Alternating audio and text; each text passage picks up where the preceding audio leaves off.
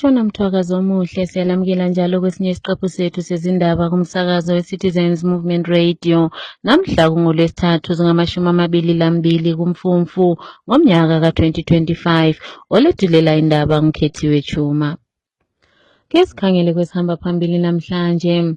uMatsibaba Beshanduko uye wavela enkantolo namhlanje ngokukhaza amaphepha omkhankaso. Uhulumende kumele aveze labo abathunjwayo, kusho ilunga ledale lephalamende. Umphakathi wasemavuku lokhe usizwa ubuhlungu ngokubulawa kukaBishop Masaya, kusho umhlonishwa ukufa hakutizwe. Nanzi indaba zethu ngokugcweleyo.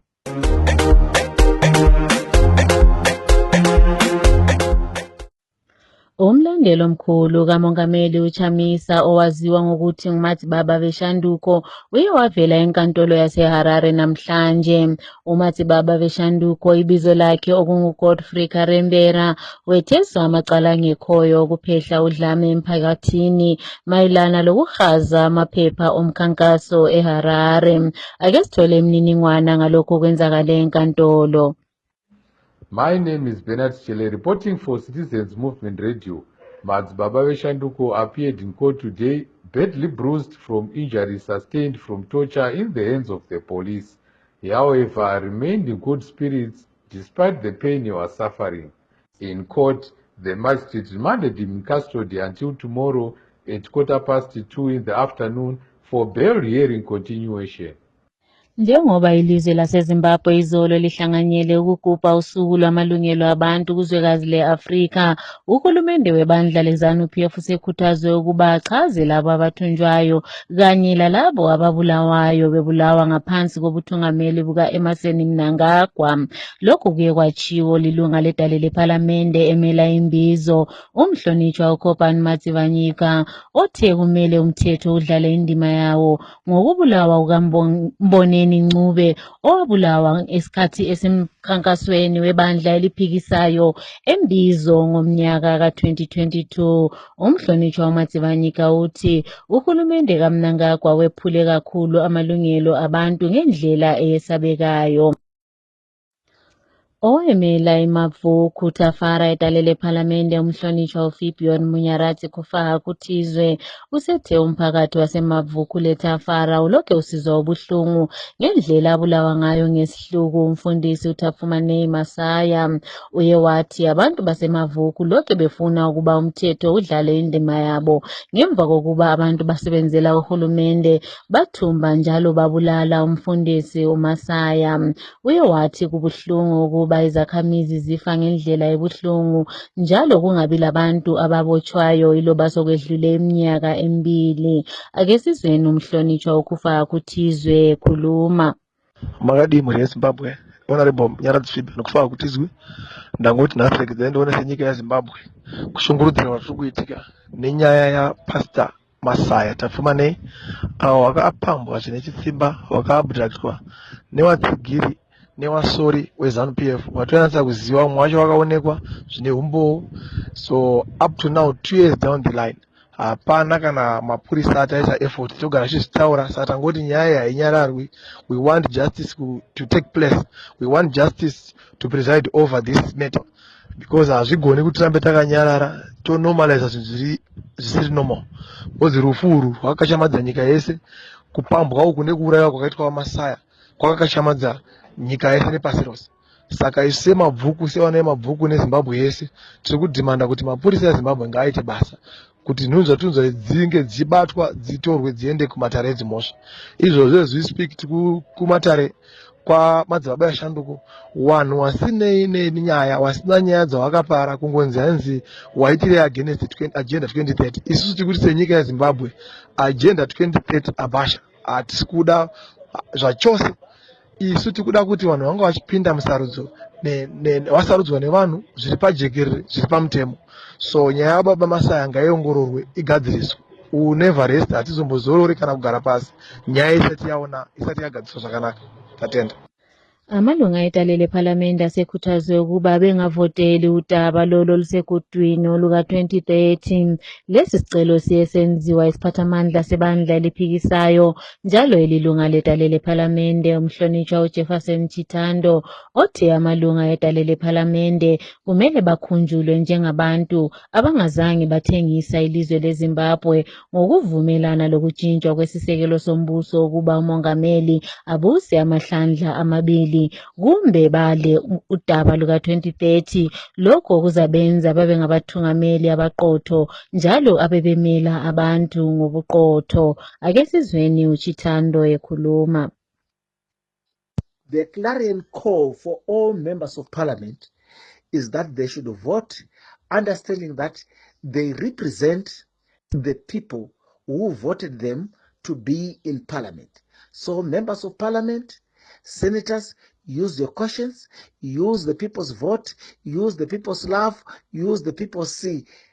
Trust on you that you will never ever vote to represent the Ganandas, for you to vote to extend the term of office for people to suffer, for people to have no medicines in the hospitals, to have no roads, to have dilapidated and poor education system. We ask you, members of parliament, to maintain a legacy which you will be proud of. That is to vote against the extension of the presidential term limit.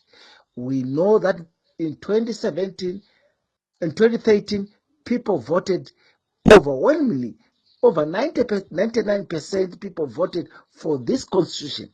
So who are you to amend what the people said?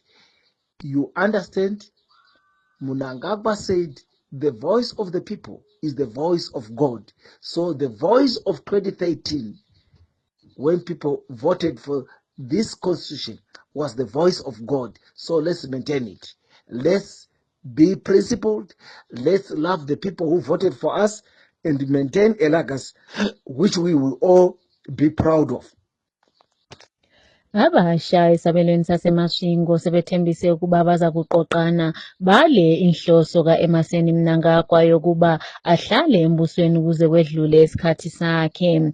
Lokhu kuye kwashiwo ngothungameli abasha kubandla eliphikisayo kulesi sabelo uKelvin Tinaro othe abantu abasha baseMasvingo baza kuvikela isisekelo sombuso abazukuvuma ukuba siphanjaniswe. Ake sizweni uTinaro ekhuluma. I want to send this wave, I want to send this message to every young people of Zimbabwe, to every young people of Masvingo province. I'm the leader of Masvingo province in our task force, Masvingo Youth Task Force. I want to make this to be clear, that we will not allow Emmerson Mnangagwa to extend his term to 2030 as his visions. We will not allow that. Emmerson must respect our constitution of Zimbabwe. As young people, we are going to fight against their regime. If vakada kuita zvemusoro yavo, our constitution inotaura kuti a president must be in office for 2 terms, which is 10 years. So akada kudarika 10 years, iye asina zvaari kuita zvemusoro, we are going to fight him. And tichamubvisa nechisimba. We are going to mobilize, and we are still mobilizing. ZANU-PF regime must go. Vakudarikidza mwero. Havangati vakabirira my-elections 2018, vakabirira my-elections 2023. Now they are shouting for 2030. For doing what? Chavasina kuita from 1980 up to now chi. Ndivo vaingoba varimo mupawa vachiita zvavari kuita. Now taakuti titeedzerai bumbiro remutemo, maakuda kuritora kurisa muhomwe yeZANU-PF. Constitution is not for ZANU-PF. Constitution is for the country, not ZANU-PF. We are going to fight you, Emmerson, and your team. We don't allow that nonsense as young people. I thank you. I thank you. Please stay tuned for the wave that we are going to send. Thank you. Namhlanje kufikisa iminyaka engama-23 selokhu wadlula emhlabeni uLen Mojuda Jongwe ongomunye wabasunguli bomzabalazo okukhulula iZimbabwe ezandleni zebandla leZANU-PF. uJongwe wafa ejele ngomnyaka ka-2002 ngendlela ezingasisisekiyo lapho uhulumende athi khona wathatha umphefumulo wakhe. uJongwe wayengomunye wabasebenzelana duze kakhulu lomhlonishwa uDaniel Molokele oselilunga ledale lephalamende emela iWange Central, kanti njalo umhlonishwa uMolokele uthi iZimbabwe yalahlekelwa ngumthungameli oqotho. Kulembiko ethi inkulungwane ezintathu zezindlu ezisemgwaqweni oduze le-airport zihloswe ukuba zidilizwe lapho kulenxushunxushu lokungazwisisani ngokwabiwa komhlabathi okugoqela inhlanganiso yeZimbabwe Catholic Bishops Conference. Izakhamizi zithi lo umhlaba bawuphiwa ngendlela esemthethweni ngukhansili waseHarare ngomnyaka ka-2019. Siye saxoxisana lezakhamizi ukuzwa imbono yabo ngokuboshwa kukaMatsibaba Beshanduko ngemva kokuba etholakale ehaza amaphepha omkhankaso kanye lokuhlukunyezwa kwakhe evalelwe emapholiseni. Ake sizweni. I am Linton Mwanaka, an ex-political prisoner and a political activist. The arrest of opposition political activist Matsibaba Beshanduko on trumped-up charges for allegedly distributing protest flyers is a concerning development that highlights the ongoing challenges to freedom of expression and assembly. The distribution of flyers is a form of free speech and expression, which is a fundamental human right. Arresting someone for exercising this right can be seen as a form of censorship and repression. Kusungwa kwa madzibaba eshanduko zvinongoreva zvega kuti kushungurudza vanhu vemuZimbabwe, kushungurudzwa kwevanhu vemuZimbabwe. Vanhu vemuZimbabwe hatigoni kumira tichirwira kodzero dzedu, saka tinobatwa kana kushungurudzwa kana kubatwa zunhapwa nenyika yedu, tiri munyika yedu yeZimbabwe. Ende ZANU-PF ndiyo inokontrola mapurisa, inovaudza zvokuita. ZANU-PF ndiyo yatingati yakacapture mapurisa, inovaudza zvokuita. Makaona paye pakashedzwa kunzi vanhu ngatiratidzirei. Mapurisa akamufuma akabata Jongwe muromo kupinda murodhi nemotikari dzematengi emvura dzokuchichidzira vana vemuZimbabwe. Naivowo mapurisa achona ari kutotyorerwawo kodzero dzavo. Naivo mapurisa acho ari kutotyorerwawo kodzero dzavo. Asi mapurisa anoonekwa sembwa yezana inonzi sa yoenda kunzi endai munobata izvo. Asiwo mapurisa achona achitoonawo nhamo neZANU-PF yacho. So ndokubatwa kuseri kweruoko kwatinoitwa nebato reZANU-PF, kushungurudzwa kunoitwa vanhu veZANU-PF. Vanhu vekuZimbabwe hatigone kuexercise our rights iri muconstitution yeZimbabwe. That's why tichiti isusu constitution yeZimbabwe iri kuviolatwa nemapurisa neZANU-PF. Vana veZimbabwe varada kuexercise zviri mubumbiro remutemo wenyika zvakanyorwa kunzi izvo mwana wese wemuZimbabwe kana aine kunyunyuta kwaainako ane kodzero yekudemonstrata kurakidza hurumende kuti zvamuri kuita hatisi kufara nazvo. So ndo zvinhu zvakangoitwa namadzibaba eshanduko kuti zvamuri kuita ndikuda kuexercise my constitution, my rights dziri mubumbiro romutemo. Asi mapurisa emuZimbabwe anosunga munhu iyeyo. Ndofunga tinogara takataura kuti kune mbavha dziri kuondomuka, dziri kuondonga nyika, kune mbavha dziri kubira nyika dzatinotaura nemazita mazuva ese. Asi hatisati tamonzwa polisi ichiti tiri kuvhestigeta Chivhayo, tiri kuvhestigeta Tagwirei. Asi munhu akangopikisana nehurumende within 24 hours munhu iye vanomubata vakamusunga ende vanomutsvaga vakamusunga. Saka tingati tiri kuwana kodzero dzedu remuZimbabwe. Zimbabwe tiri panguva yekushungurudzwa. Zimbabwe hatingati nyika yatingati tiri mudemocracy. Zimbabwe mutemo unotarisa kuti wabuda mbamani, mutemo muZimbabwe unotarisa kuti wabuda uri kusapota ani. Saka mutemo wese wakambunyikidzwa mumaoko meZANU-PF. Munhu weZANU-PF havasungwe, veZANU-PF wanda zvavanoda. Saka tiri kuti vana vemuZimbabwe ngatirwirei kodzero dzedu. Tinozvishora kusungwa kwamadzibaba eShanduko. Tiri kuzvishora zvikuru kuti madzibaba eShanduko ane kodzero yekudemonstrata asingambunyikidzwe nokuti ndo zviri mubumbiro remutemo. Masikati akanaka muri weZimbabwe, masikati akanaka kwese kumatimana enyika kwamungadai muri, masikati akanaka. Tine mufaro mukuru kusangana neCitizen Movement vachinzwawo mashoko kubva kwatiri machiitiko chakaitika chekusungwa kwamadzibaba eShanduko, vachipomerwa mhosva yekunzi vaigovera mapepa nekukurudzira demonstration yemusi wa17 October.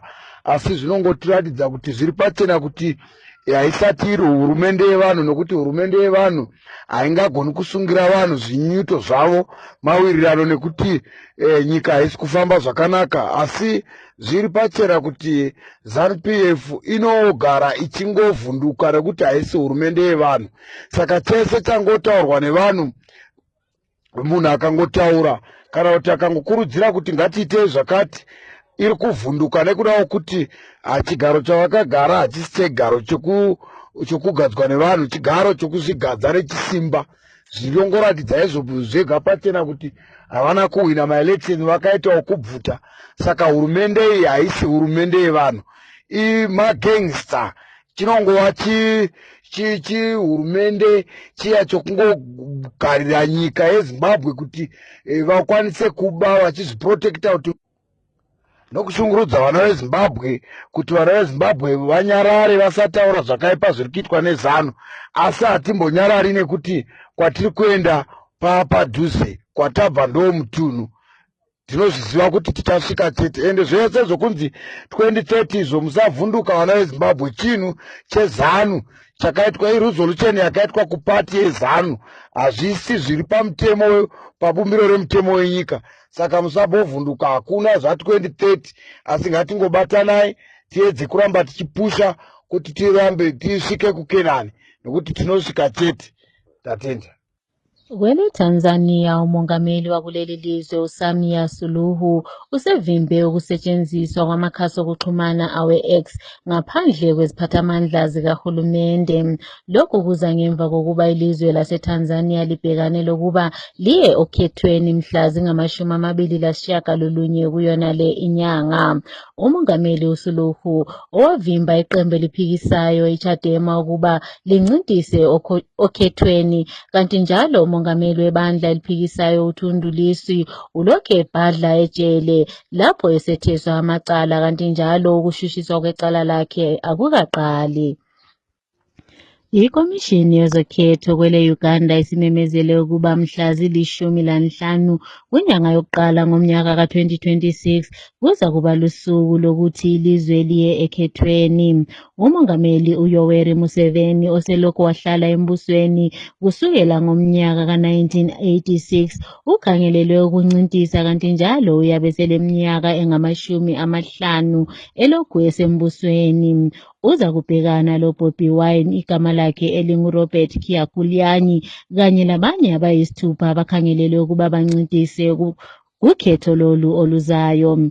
Abaza kuvota bakhangelelwe ukuba bakhethe umongameli kanye lamalunga edale lephalamende, kanti njalo imikhankaso iza kuphela mhla zili-13 kwinyanga yokuqala ngomnyaka ka-2026. Ngesikhangele kwezemidlalo, owayedlalela iqembu lama-Warriors kanti njalo evimba kuqembu leCaps United uCharles Sisibanda akasekho emhlabeni, wedlulele iminyaka engama-70. Umndeni wakhe uye wakhuluma ngokudlula kwakhe emhlabeni izolo. uSibanda wayengomunye walabo abadlala kuqembu leCaps United lapho elathola khona isicoco seligi ngomnyaka ka-1979 lapho ayedlala labafana loSheki Tauro. Ubeselesicoco esiphezulu kakhulu ngokuphangamisa izinga lezenguquko leZimbabwe lapho ebencedisa khona abasakhulayo ekudlaleni inguqu. Kumidlalo ye-UEFA Champions League edlalwe izolo, i-Arsenal yabhuqa i-Atletico Madrid 4-0, kwathi iqembu le-PSG lona lachaya ledlula phezu kwe-Bayer Leverkusen 7-2. Iqembu likaMunashe Garanaga, i-Copenhagen yona idliwe 2-4 lapho idlala le-Borussia Dortmund. Nansi eminye imiphumela yemidlalo edlalwe izolo kusihlwa. Villarreal 0, Manchester City 2, Union Saint-Gilloise 0, Inter Milan 4, Newcastle 3, Benfica 0, Kairat 0, Pafos 0, Barcelona 6, Olympiacos 1.